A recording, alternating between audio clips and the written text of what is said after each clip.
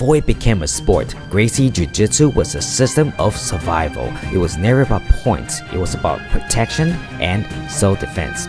Today, we're diving back into its roots with none other than Professor Pedro Sauer, one of the most respected figures in the Jiu Jitsu world. So what I have here is an original recipe of the Gracie Jiu Jitsu handbook by Grandmaster Helio.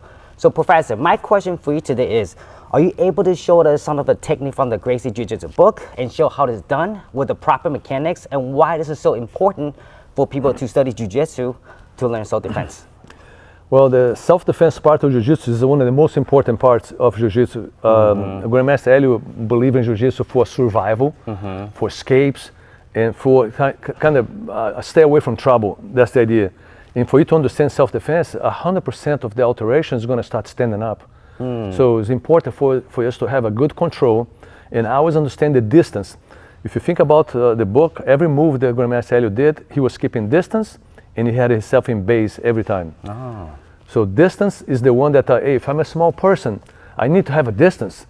Correct. I cannot afford to be close to somebody and somebody kind of, connect a strike towards me. So if you're a female, a small person, you have to avoid the first strike, the first connection, the powerful connection. And the way to do this is, hey, I want to stay away from you. I want to stay from your power. No. So you keep the distance away until you see the attacker move forward. When the attacker moves forward, that's when you move forward too. So basically what you do, you kind of create a space between you and your training partner, where, hey, I want to stay away from your strikes. I'm scared of you. I want to stay away from this punch. But when you walk towards the person to kind of try to use the strikes, that's when you charge. So that's the beginning of self-defense. Yes, sir. It's timing and space there, and base. That's basically what it is. And of course, when you understand self-defense, you start to understand moves before they happen. That's the beauty about self-defense, is try to premeditate moves before they happen. Yes, sir.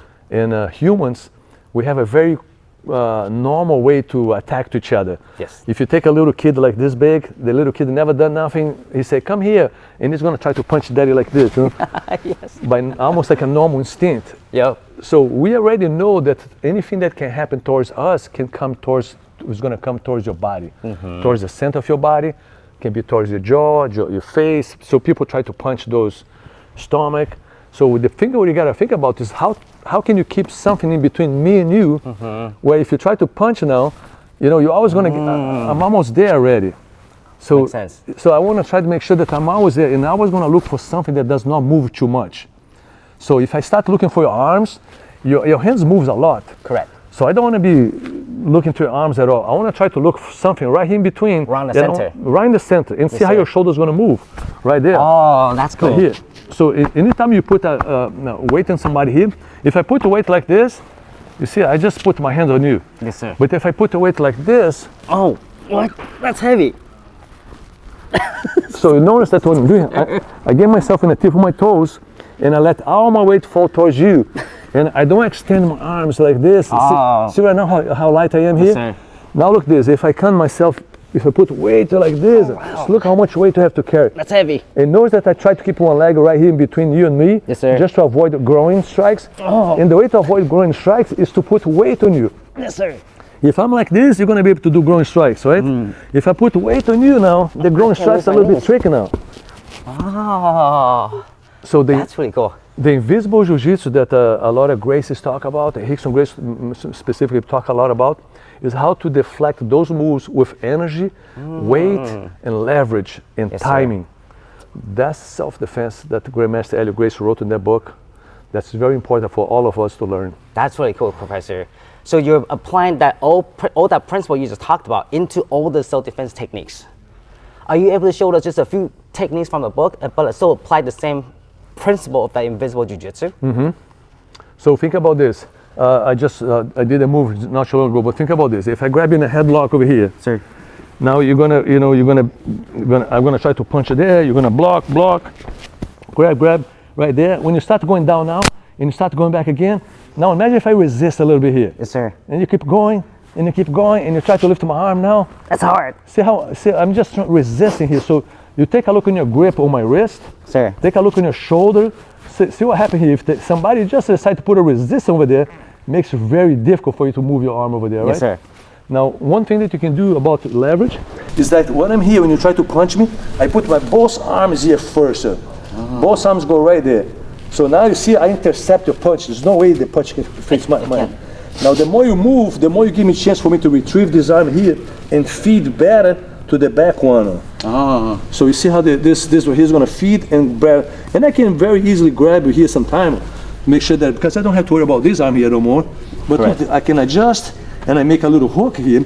Now this hook has to be a soft hook. Soft hook. Soft hook. So if you move your arm, I'm going to move with you. Oh, that's cool. Right? Now if I hold you tight here and move, I might lose it. So I want to hold it and I want to hold soft. Now look at that. That's cool. Anywhere you move this arm, you're not going to be able to escape. Now it's going to come time for me to do with this. I want to grab your arm from the top, hold like, you know, do a nice hold over here. And when I hold, I bring my elbow towards me. From here, I'm going to look up. I'm going to step back. When on time for me to escape this arm here, my palm has to be facing up here. When I move up, if you try to stretch your arm now, I can't move my arm. I can have a nice move over here, and it's hard for you to stretch your arm here because my palm is up. Interesting. Now, if I'm here, just holding here, now stretch your arm. And I try to lift here, it's very tricky, but if my palm is up, that changes the structure of my shoulder. That changes everything here. Yes, sir. And one thing that I like to do, because I had a bad shoulder, is sometimes to put this hand here right on my shoulder. So I put the shoulder to do the job over there. Oh. That makes sense, but I use this because I didn't have my, I had about a few operations on my right shoulder. So I couldn't use my arm for almost 20 years.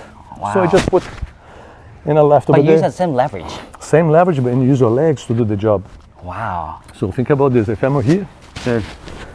and I'm gonna try to punch, use both arms from outside, there we go. From outside? From like outside, this? there. Sir. Now if I try to punch you here, you very easily can block me, feed it. Now when you're soft, oh, that's cool. I cannot escape here. Sir. Now if you're hard, try to hold me hard there. Now hold soft there.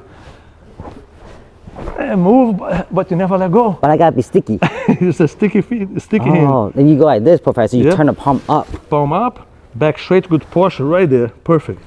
Perfect. Now you can take your head off. Now if I try to stretch now, look how much power we have there. That's crazy. And I cannot move this arm no more. Wow. Those are the little invisible jiu-jitsu that they are in the book, but it's not explained. But that is so important. That book is so important for us to understand jiu-jitsu. Yes. Because down the road, Kevin, what's going to happen is we're going to continue to grapple. You're going to continue to have fun. Yes, sir. But that self-defense is going to allow us to be one step ahead of the problems. Yes. At the same time, I'm trying to find leverage to kind of hold the body. I'm going to get accustomed to find leverage in every position in jiu-jitsu because that book. Every time I see anything that can be, hey, is anything that can be added over there? Yes, the book has that. You just gotta look, study, and make sure that you understand that everything that's standing up, we don't use gravity too much.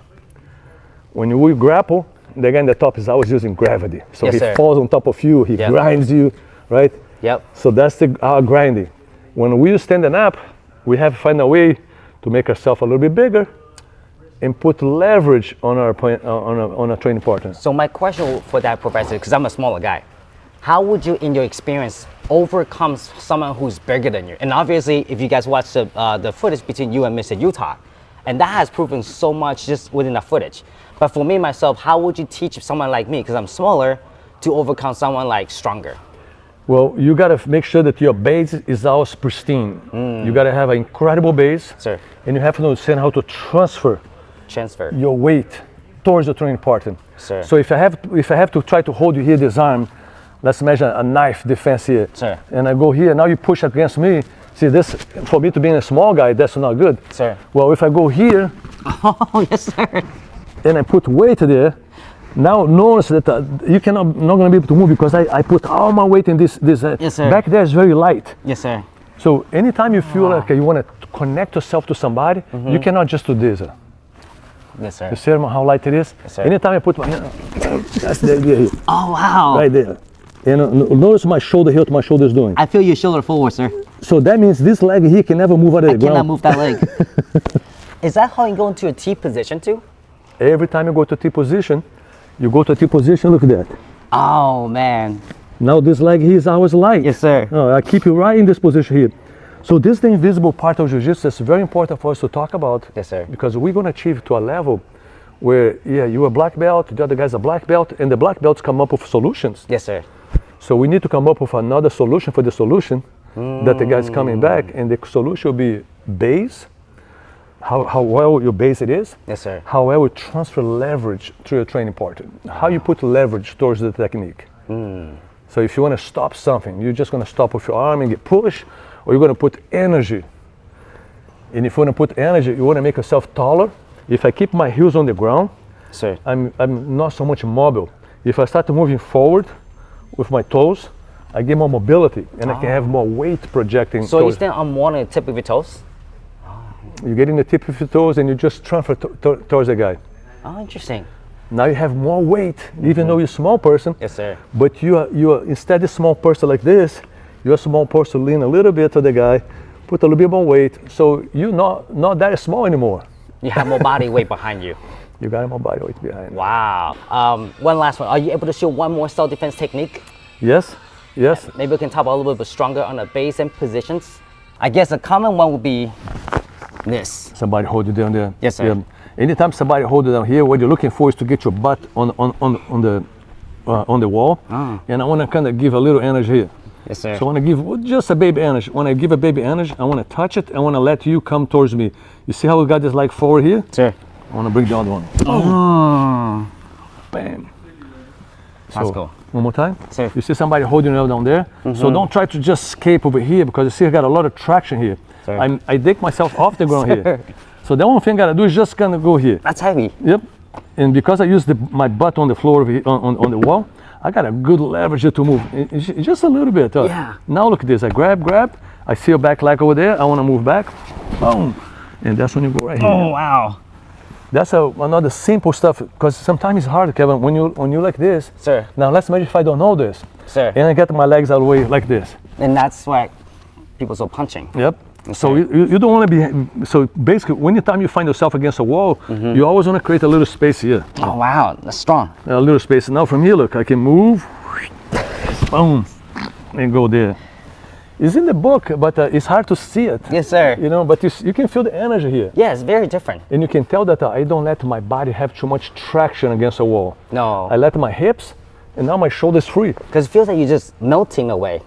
You disappear in front of me. Yep, and boop, and the guy just comes. So those are the hidden treasures. Yes, sir. They are in every self-defense move that I advise. And Grandmaster Helio, he told me this. Pedrinho, make sure that every black belt Yes, sir. got those self-defense because this is going to make sure those guys are going to grow older on the mat. Yes, sir. And now I'm in the position that, man, that old man was right.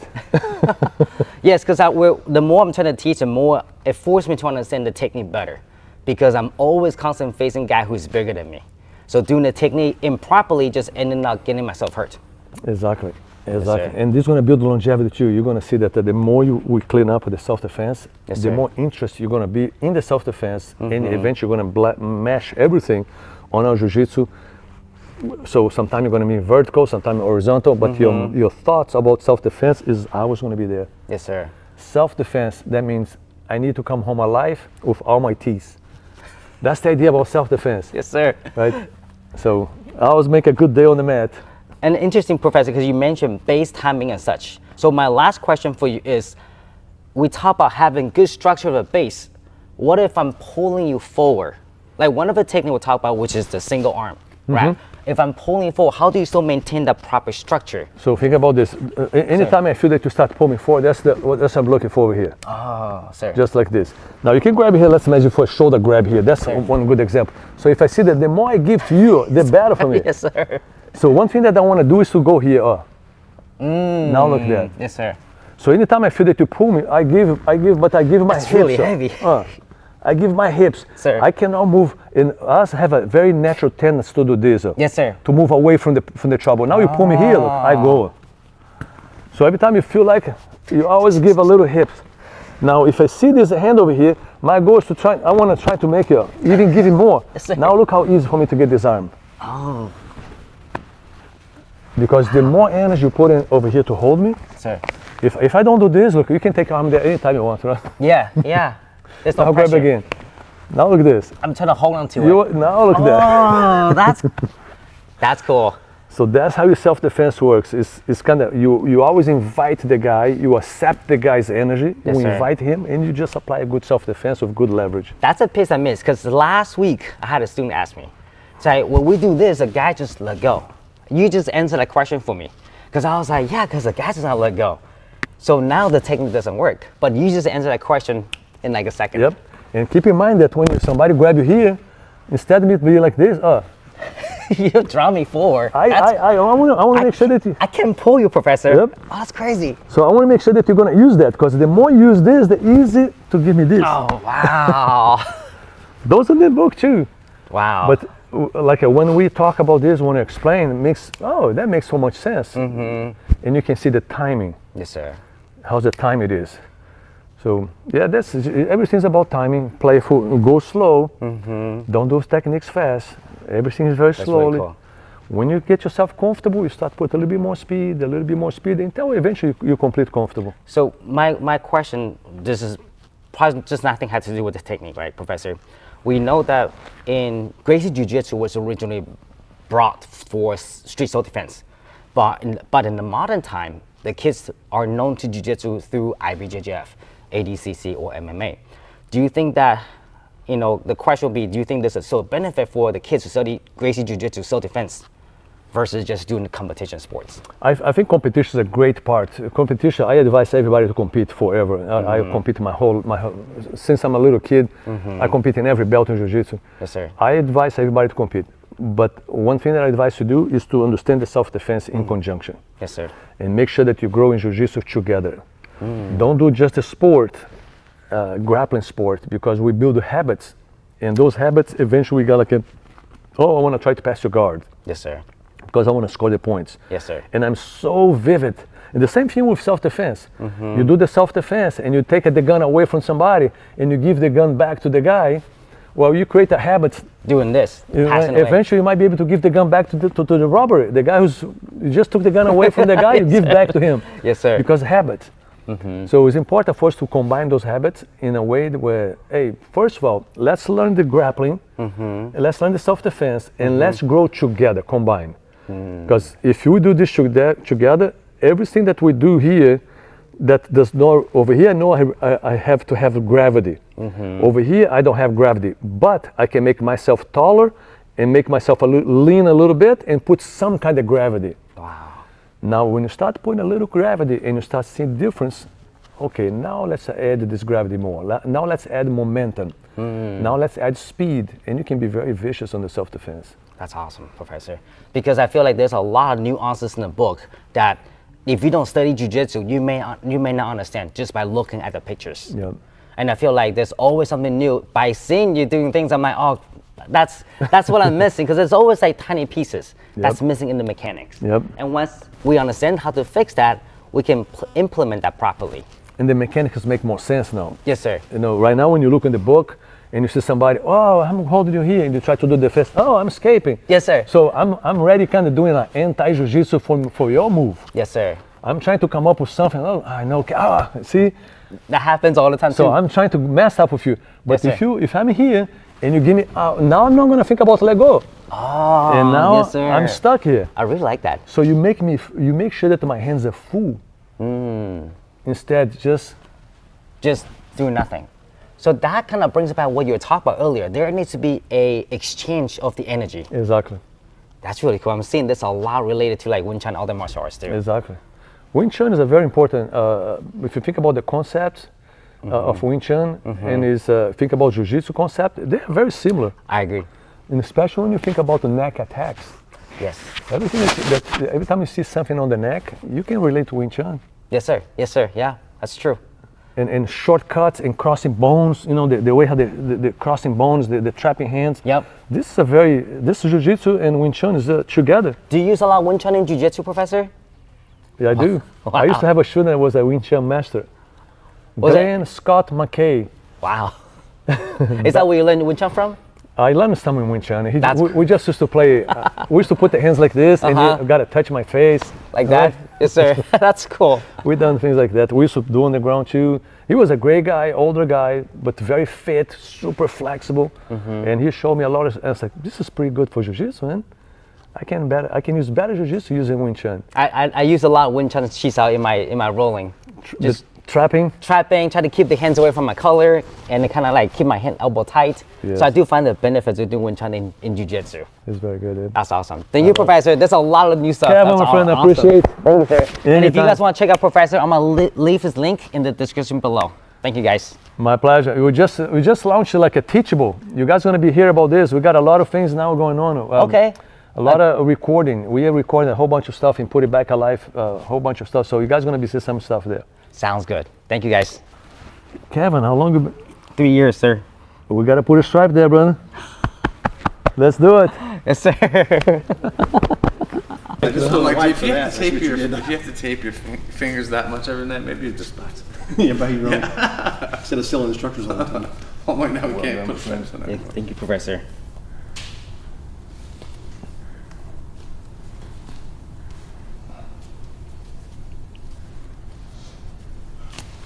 Thank you, sir. You're welcome, my friend. Can I put a choke there? Yes, sir. All right. Let me see if we can still know how to do it. Thank you, sir. You save a little of that for me. Of course.